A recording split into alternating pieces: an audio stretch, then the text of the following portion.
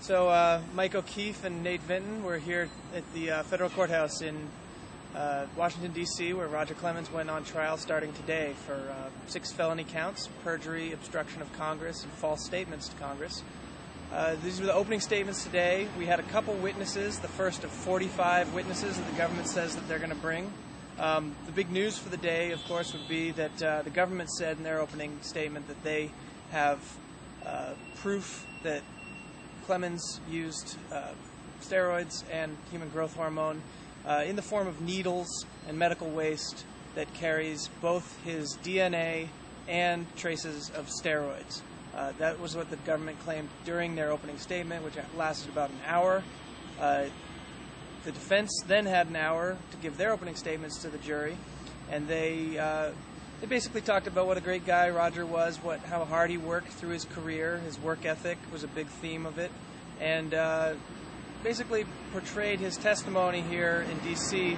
before Congress back in 2008 as Roger getting railroaded by an unfair process. That was pretty much the news for the day. It was pretty exciting. Roger was there in court, but his wife, Debbie, was not. What did you think, Mike, of the opening statements? Yeah, I thought Steve Durham's opening statement was very no frills, very sort of down the middle, fastball kind of approach. He said, "This is what we're going to do. This is what we're going to be able to prove." Outlined some of the evidence that'll be used against, in this case. What did you think of Rusty Hardin's opening statement? There was a lot of buildup with Rusty Hardin because he's famous for being really good with juries, really good in the courtroom. He's a big performer. He's from Houston, Texas. He's got this Houston accent, or actually a southern accent. He's from North Carolina originally. But he's got a sort of a way of sort of appealing to the emotions of the jurors that he's famous for. But he didn't. I thought he looked a little bit off of his game today. He didn't quite look like his timing was right. He made a couple of misstatements.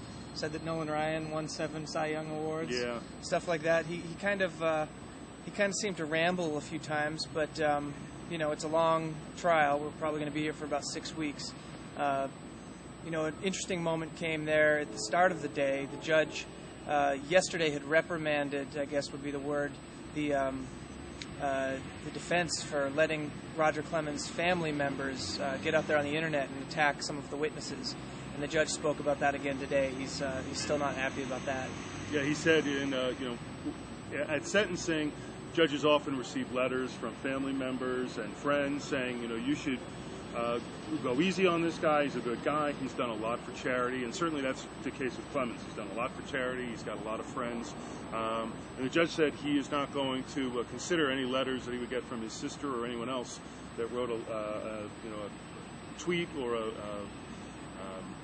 blog entry or anything like that disparaging any of the witnesses. So may not hurt Clemens in the long run, but it kind of made the Clemens family look bad in this early part of the trial. Yeah, of course the jury didn't hear that.